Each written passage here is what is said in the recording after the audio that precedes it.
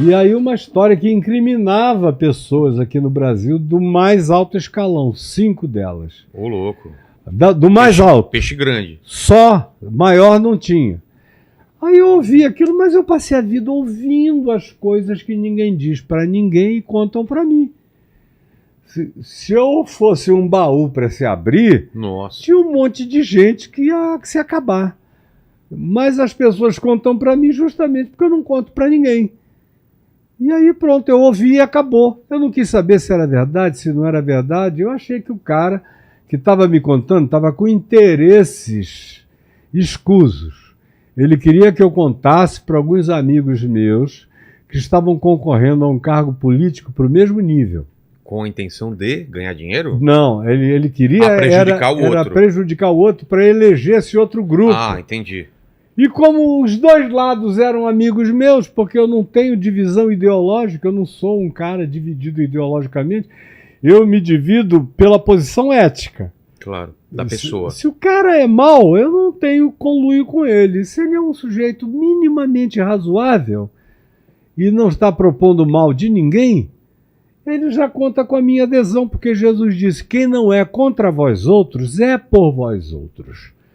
Então, se o sujeito não é contra a vida, já está trabalhando em meu favor, que trabalha em favor da vida. Então, essa é a minha ideologia. Agora, quando eu vejo que o cara é anti-vida, aí ele não vai ter o meu apoio. De modo algum, eu não vou laborar em favor daquilo que é contra o significado da vida.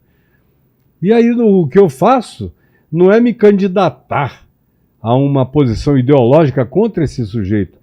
O evangelho que eu prego já é contra o que ele faz. E aí quem não entende a diferença fica achando que eu sou isso ou sou aquilo.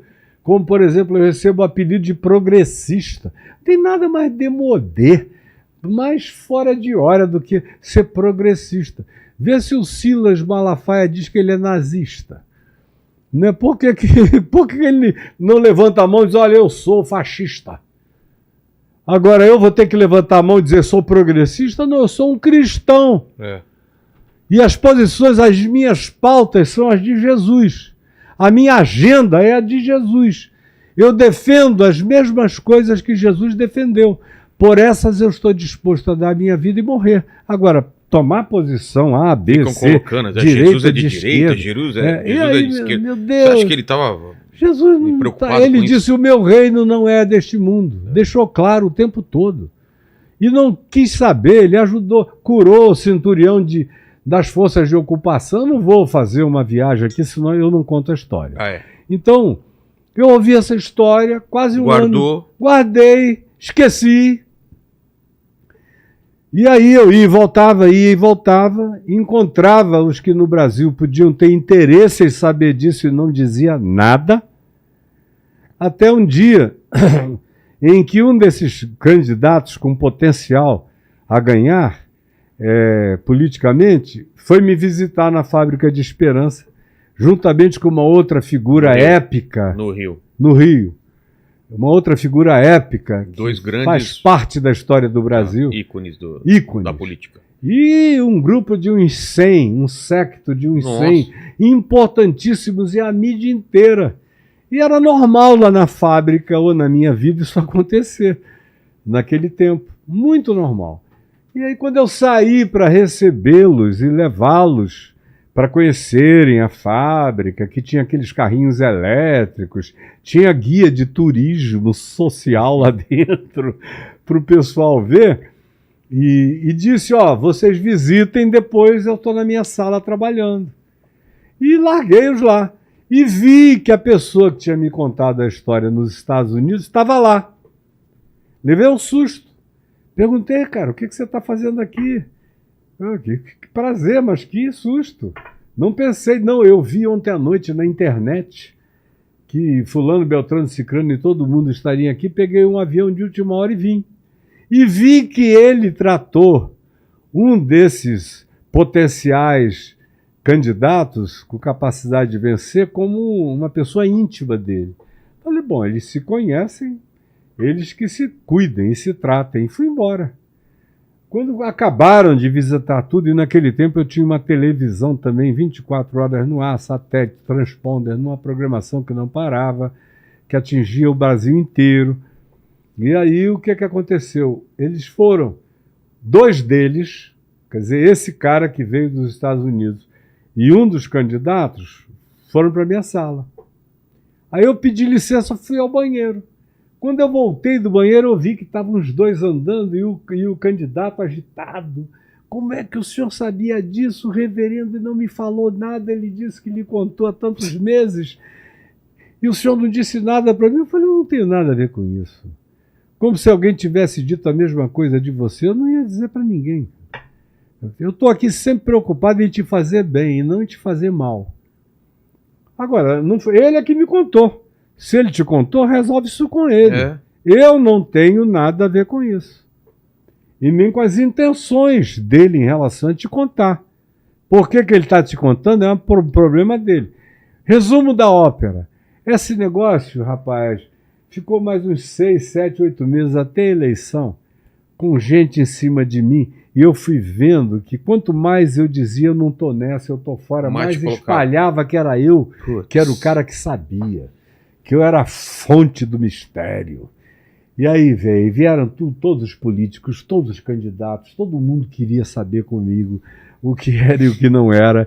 E eu escapava para lá, escapava para cá, organizaram um jatinho para ir para o lugar em Miami, onde supostamente se acharia isso, se teria isso. Eu digo, ai, meu Deus, isso vai acabar muito ruim. E eu fugindo da história, aí chega num ponto em que veio a eleição.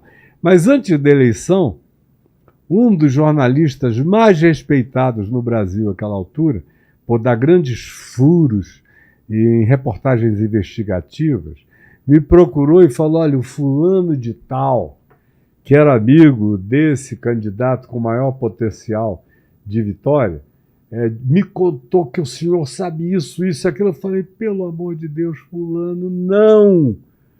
Quem contou para ele foi fulano de tal. Ele sabe o lugar onde ele mora lá em Miami, no lugar tal. Vai lá e pergunta.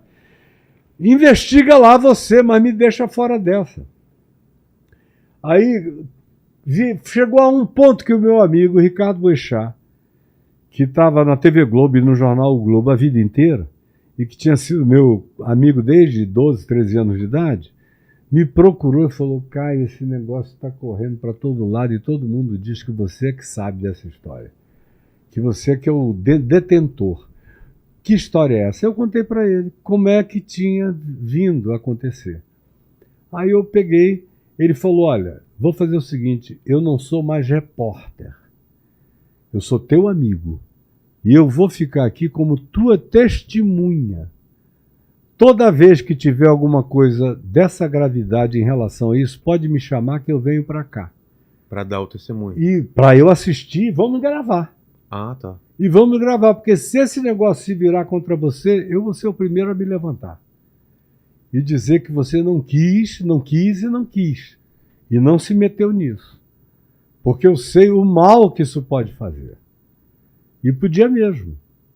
Olha, acabou a eleição, um dos meus amigos, eram 2 amigos concorrendo. O candidato que podia ser prejudicado ganhou. O que poderia prejudicar o outro não teve a informação, portanto o outro ganhou. Exato.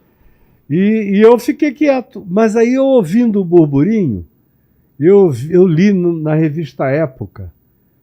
Eu vi, aliás, o anúncio na TV Globo, na revista Época, furo de reportagem, tal, dossiê Caibano, não sei o que e tal, era o nome do bagulho. Dossiê Caibano, não sei o que e tal, e meu nome mencionado lá. Eu falei, não é possível, meu Jesus. Aí eu peguei, liguei para o principal interessado, que tinha ganho a eleição, fui até lá, falei com o secretário-geral da presidência dele, que era uma pessoa com quem eu também tinha um diálogo por várias outras razões. Ele também era meu parceiro na Fábrica de Esperança. E aí eu estava achando aquilo tudo muito, muito, muito complicado demais para alguém que vivia a vida que eu vivia, que não era metido nisso. Sim. E aí expliquei tudo. Antes de eu contar a história, ele falou, não, espera aí, reverendo. Pegou um papelzinho amarelo e escreveu um monte de coisa, assim, com a mão na frente, e virou o papel. Não deixou você ver. Não. Pode falar. Aí você contou. Aí eu contei a história inteira. Quando eu acabei de contar, ele desvirou o papel e mostrou para mim. A minha história estava toda narrada no papel que ele escreveu. Todos os pontos. Olha só como a gente sabia. Já tinha a BIM naquele tempo. A BIM investigou essa história inteira e o senhor, os últimos meses, e a gente sabe que o senhor não tem nada a ver com isso. Agora, o candidato ao governo em São Paulo se sentiu prejudicado porque ele está nessa lista. E ele pediu para que nós entrássemos com uma ação contra o senhor. E fulano, Beltrano, Cicrano e não sei o que, eram uns 5. Mas eu era o único cara que a mídia divulgava, porque eu era o único que não tinha nenhuma função política e que até então tinha vivido exclusivamente do evangelho, da pregação e de obras sociais. Então eu era um alienígena no meio daquela história. Aí quando aquilo eclodiu, e eu sofri um massacre de 45 dias, eu não podia nem ouvir a música do Jornal Nacional, que me fazia mal. Porque eu sabia que o Bonner iria abrir o jornal dizendo reverendo Caio Fábio, não sei o que e tal. E aí, cara, tudo que possa existir cola em você. Parece que você é mergulhado num super bonder. E qualquer coisa que bote cola em você, você acaba virando coberto por todas as outras coisas. O que você sabia, não sabia, foi informado ou não foi informado, tudo gruda em você. É um negócio horroroso. Quando você cai nesse ponto, e tinha um amigo que me dizia o tempo todo, olha, a mídia vem te levantando há décadas. Vai chegar uma hora, como você mesmo já me disse, se não morrer antes, você disse hoje aqui, se não morrer antes, eles vão cortar. Pá! E quando eles cortarem, vai ser sem piedade. Morra como herói ou viva o bastante para se tornar um vilão. Um vilão. E aí, foram 45 dias de mídia, primeira página, um inferno. Até nos Estados Unidos. O Dr. Nilo Batista, meu amigão querido, tinha me dito, né? Fica aí nos Estados Unidos, porque esse país aqui é autofágico, perverso demais. Ele conhecia de sobra isso, ele já tinha sido governador do estado do Rio, ele sabia como é que era. Já tinha apanhado muito e eu tinha defendido muito o lado dele como figura pública em favor dele. E eu tenho muito carinho por ele. Casei ele, a esposa, o batizei, enfim. Aí ele falou, fica lá, deixa que eu cuido. Aí ele tirou e botou na Justiça Eleitoral e disse, olha, em ano eleitoral, uma questão eleitoral, não existe consequência para isso. Fica só observando. Mas a minha consciência estava tão tranquila, Vilela, tão tranquila, que eu deixei um advogado cuidar do assunto, sem perguntar nada a ele. Há uns 3 ou 4 anos ele ia lá, e às vezes ele ia lá em casa e, aquilo ali esquece, reverendo, é bobagem. 22 anos depois, eu estou em casa entrando no ar, quando a minha filha caçula, que está com 39 anos, a Juliana, veio correndo, isso tem uns 5 anos, veio correndo e disse, paizinho, não entra no ar não, estava na regressiva. E porque tem um carro preto aí na frente, 2 homens com papel na mão querendo falar com você. Nossa. Aí eu corri lá fora, o rapaz me deu o papel, aí eu li, era um mandado de prisão. Falei, o quê? Aí o cara começou a chorar. Esse que me deu o papel era mais jovem, devia ter uns 35 anos. Ele começou a chorar, eu vi os olhinhos dele cheios de lágrimas, depois lágrimas se derramando. Ele falou, eu amo o senhor. O senhor é um homem de Deus, fez bem a minha vida inteira, a minha família toda, não sei o que e tal. E agora esse país, aí falou um monte de palavrões, esse país é isso, lá tá cheio de bandidos que eles não fazem nada, e eu venho aqui para cumprir esse mandado. Aí o outro estava revoltado, como é que pode? Aí falou, agora quem é o seu advogado? Aí começou a descer o pau do advogado. Eu falei, doutor fulano de tal. Como é que pode esse mandado? Chegou a 3 meses lá na Federal. A gente atrás desse cara, do seu advogado, porque bastava uma ação dele, um papel, e liquidava isso tudo. Porque todo mundo sabe que isso não é verdade, que nada disso aconteceu. Nós vivemos de investigar, nós sabemos. Aí eu falei, olha, eu vou ligar para ele. Entrem aqui em casa, ofereci um café. Aí eu falei, isso aqui ainda merece alguma ação antes de ir para a prisão? Ele falou, não, já transcorreu. A sentença já foi transcorrida, a gente tem que levar o senhor para Papuda. O máximo que a gente pode fazer é ficar com o senhor de 10 da manhã até 5, 6 da tarde na Papuda para dar tempo dele chegar. Porque se ele escrever num papel higiênico alguma coisa, ele que acompanhou o processo, o senhor volta para casa hoje porque não existe nada. Aí eu chamei a minha mulher aos prantos, meu Deus, minha filha que estava em casa chorando, paizinho, aí chegou a outra que é advogada, ai paizinho, não sei o que e tal. Os meninos, eu avisei os filhos, os que moram no Rio, os que moram em Brasília, e aí ele falou, ó, se o cara não chegar, o senhor vai ter que ir para Papuda, então pega logo só roupa branca, porque é o uniforme da Papuda, sandália branca, tudo branco. Aí eu fiz um farnelzinho com umas coisinhas, roupinhas brancas, cuequinha branca, tudo branco. E não tinha ainda insider. Tá vendo? Não tinha insider, uma cuequinha branca da insider, umas camisas brancas da insider, não tinha. Então, pois bem, aí eles me levaram. E foram, esse rapaz, o mais jovem, chorando no caminho.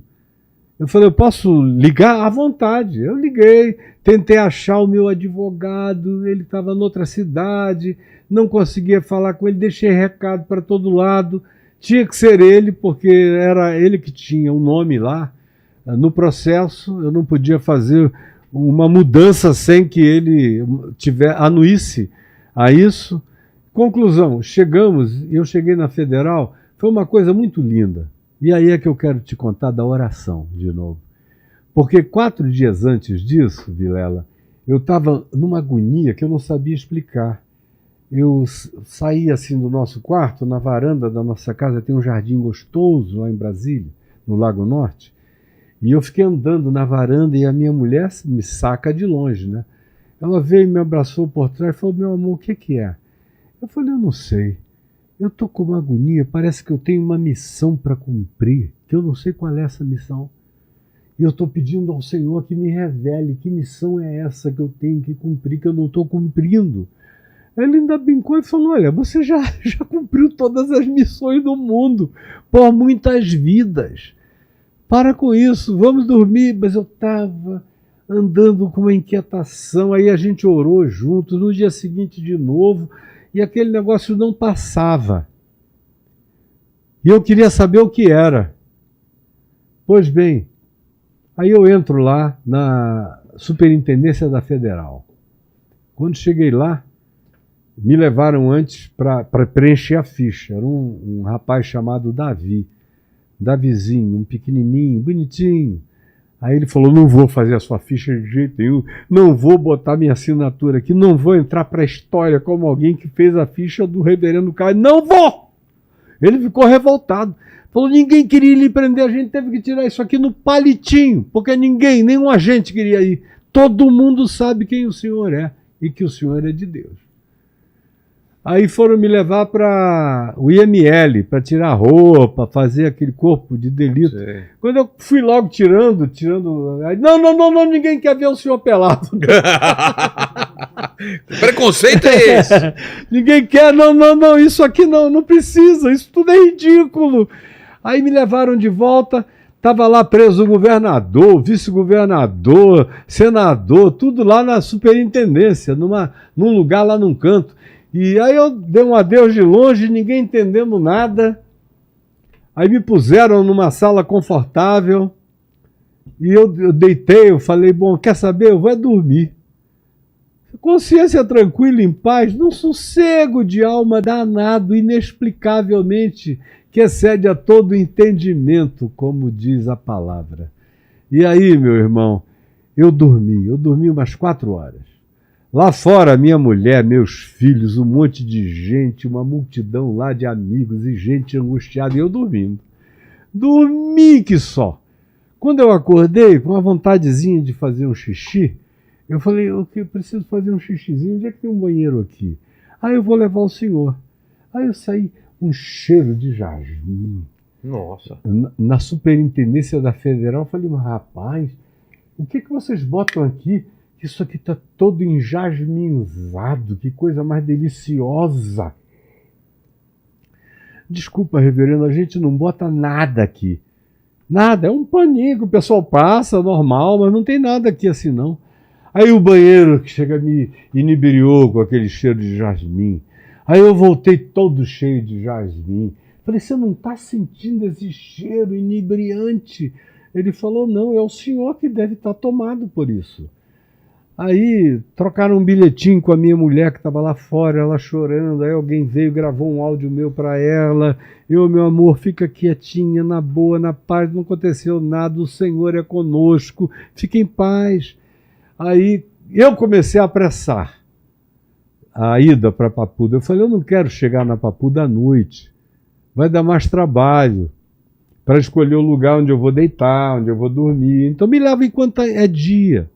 A noite vem, como disse Jesus, onde ninguém pode trabalhar direito, porque fica escuro. Me leva de dia. Mas a gente não quer. Será que esse cara, se o advogado não chega antes das 6? Eu digo, sei lá, não chegou até agora. Manda ele para lá depois, mas pelo menos deixa eu me ajeitar. Aí eu fui para Papuda. Chego lá, tinha umas 5 ou 6 moças numa sala para fazerem a entrada do apenado. Rapaz, ninguém queria preencher a minha ficha lá na Papuda também. Aí 3 ou 4 começaram a chorar. A gente ouviu o senhor hoje de manhã no YouTube, uma mensagem linda, e agora a gente vai fazer isso. Filha, você não tem culpa de nada. Assim como eu estou em paz, fique em paz, por favor. Aí preencham rápido, enquanto tem sol, para eu entrar aí na luz do dia. Aí vieram 4 carcereiros me pegar. Todos 4 emocionadíssimos, um deles com os olhos verdes, lindo, chorando. Falou, me converti com o senhor quando eu tinha 7 anos de idade lá em Anápolis, uma quarta-feira, no estádio de futebol da cidade. Eu e minha família toda ouvindo o senhor pregar. E agora eu estou aqui para isso? Não, eu não quero, não sei o quê. Ninguém aqui quer lhe receber. É um crime o que estão fazendo. Digo, olha, não é culpa de vocês, deixa eu ir logo. Cheguei lá, ninguém queria fechar a porta da cadeia. Eu falei, então deixa que eu me prendo. Aí eu peguei, puxei para cima de mim a porta. Placo!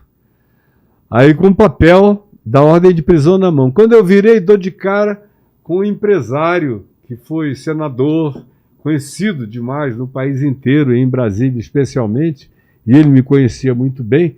Quando ele me viu, eu com cabelão grandão, barba grande, lá ninguém entra, cabeludo, todo mundo raspa, tira tudo, entra pelado, ninguém tocou em mim.